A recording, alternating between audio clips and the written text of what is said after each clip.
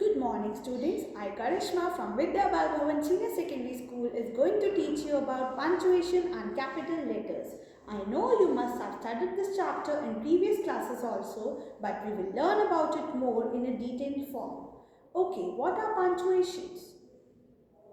Punctuation is the use of different marks that we use in a sentence to give it a pause or to make its meaning clear. Okay, so what are punctuations?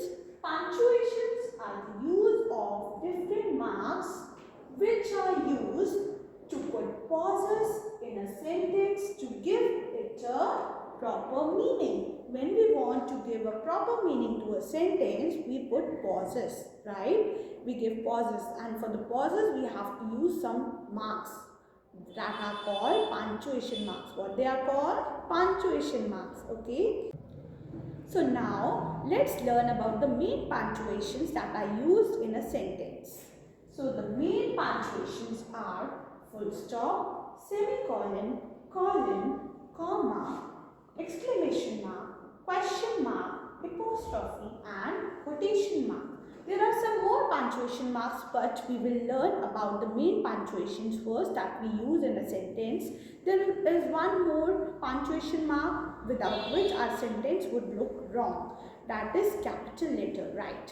Capital letter is the main thing that we have to use in a sentence to make a sentence proper and right while writing. Clear?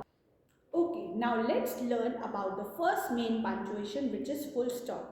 We will learn about where it is used. Okay, the first rule of full stop is it is used at the end of a statement, command, a request or an instruction. Okay, whenever we are using a statement, a request, a command, okay, or whenever we are giving an instruction, then also we have to put a full stop in the end. And what is the sign of full stop?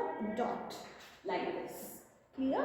Now let's take some examples. For example, close the door. What is it? This is an order or command. So after this we have used a full stop, right? Sam wrote a letter. Now this is a statement. Sam wrote a letter. So after every statement we have to put a full stop. So first rule of full stop is that full stop is used at the end of a statement, request, command or an instruction. Now let's see the other rule of full stop. It is used after an abbreviation or any initial. Now for this you have to understand the meaning of abbreviation and initial. Now what is the meaning of abbreviation? Abbreviation is the short form of any word. Like we have used here doctor. We write doctor like this, DR, and after that we have put a full stop. MR means Mr. So instead of we writing Mr, we have written MR. JR means junior. Instead of writing whole junior, we have just written JR. So this is the short form of junior.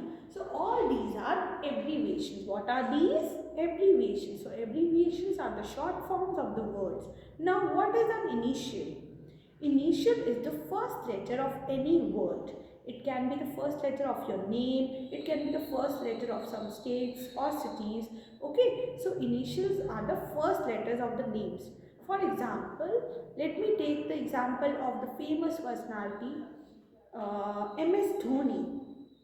Who is MS Dhoni? Everyone knows about it, right? MS Dhoni is a cricketer, that I know. And what is the full form of MS Dhoni? Mahendra Singh Dhoni, right? But sometimes we write his name as MS Dhoni. We don't write the full name, we write MS Dhoni. MS stands for Mahendra Singh, right? So we are just using the first letter of his name. We are not using the complete word, right? We are just saying MS Dhoni. So that is initial, okay? That is an example of initial. Now let's see the example of initials here. USA. Everyone knows what is in USA? UK. USA is United States of America. UK, United Kingdom. So these are initials that we have written for the countries, right? So now you have got it. What is abbreviation and what is initial?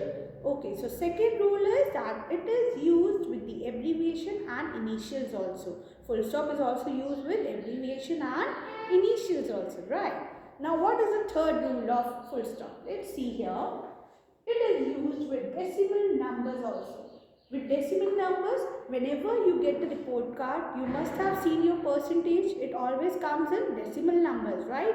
Like someone has got 98.3%, 85.8%. So we always put a full stop there, right? To make it a decimal number. So let's see the examples here. For example, 45.8, 98.3. So all these are examples of decimal numbers, and there also we put a full stop. Now you have learned about the three main rules of full stop. Okay. So now next punctuation mark is question mark. Where do we use question mark? Let's see here.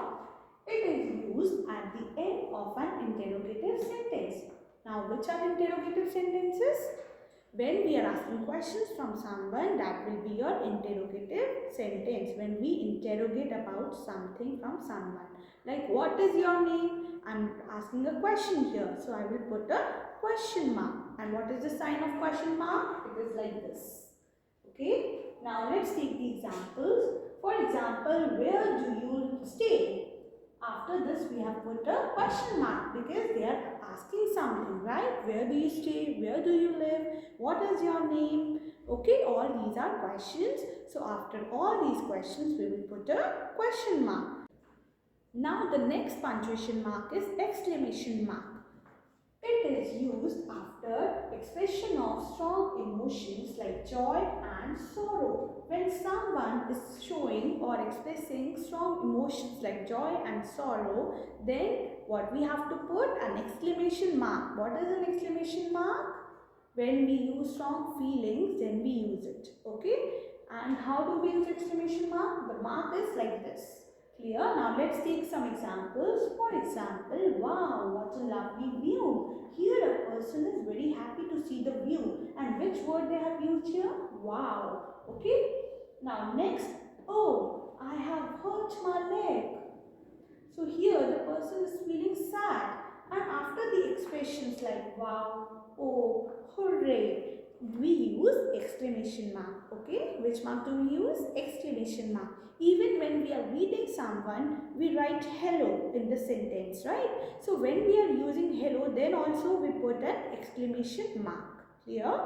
Okay, now next punctuation mark is inverted commas. Where do we use inverted commas? That we will see. There are two rules to use inverted commas. First is we use it to enclose the actual words of the speaker. When we have to use the actual words spoken by the speaker, then we will put that in double inverted commas or inverted commas.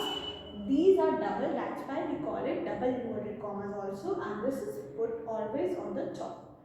For example, the leader said India is a great country. Now these are the words of a leader and we are using the actual words of the leader here.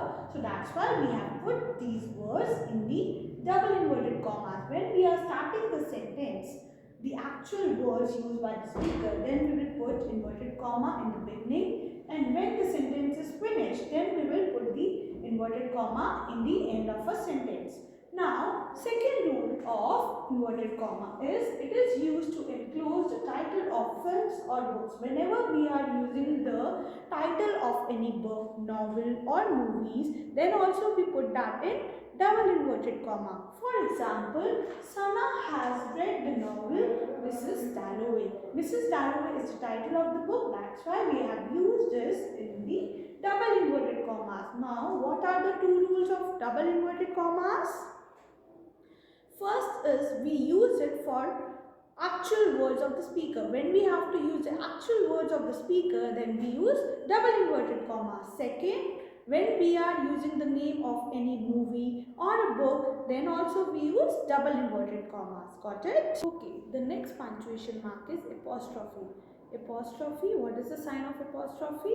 It's a single comma on the top like this. Now there are certain rules to use apostrophe. We will learn it one by one. So the first rule to use apostrophe is, it is used to show possession or omission of letters. Possession means when we are showing the belonging of something. When we show the belonging or ownership of something, then we use apostrophe S. Okay, and omission of letters means when we remove certain letters from a particular word. We can also call it contraction. Okay, let's see the examples. First example, this is Rohan's watch. This is Rohan's watch. Here we are showing the possession. Whose watch is it? Rohan's watch. So here we are using the apostrophe S. Okay. So this is possession. Next is I don't like it. Here don't is the contraction of do not. We have omitted O letter from here. Omitted means we have removed one O letter from here. So that's why we have put apostrophe. Whenever we are using the contraction or whenever we are omitting one letter, what do we use? Apostrophe. Okay, this was the first rule of apostrophe. Now the second rule. It is used to form plural of letters or figures. Whenever we are using plural of letters or figures, then also we use apostrophe. Let's see an example here. For example, there are two P's in the word happy. There are two P's in the word happy. How? What is the spelling of happy? H-A-P-P-Y, right? And how many P we have used? Two P's. So we will say like this, there are two P's in the letter, in the word happy. Clear? Now next, it is used with expression of time, space and money. When we are talking about time, space or money, then also we put apostrophe S. For example, we have got 1 week's holiday. 1 week's. Now 1 week's is the time, right? We have used the time here. So with the weeks we have put an apostrophe S, right? Okay, now next one. It is used after plural nouns. For example, this is children's books. Now you know that children word is plural, right? So here we have used apostrophe S. Clear? There are certain words which are plural, like people, children. So we put apostrophe S with it when we are talking about possession. Okay? The next example is, that is boys hostel.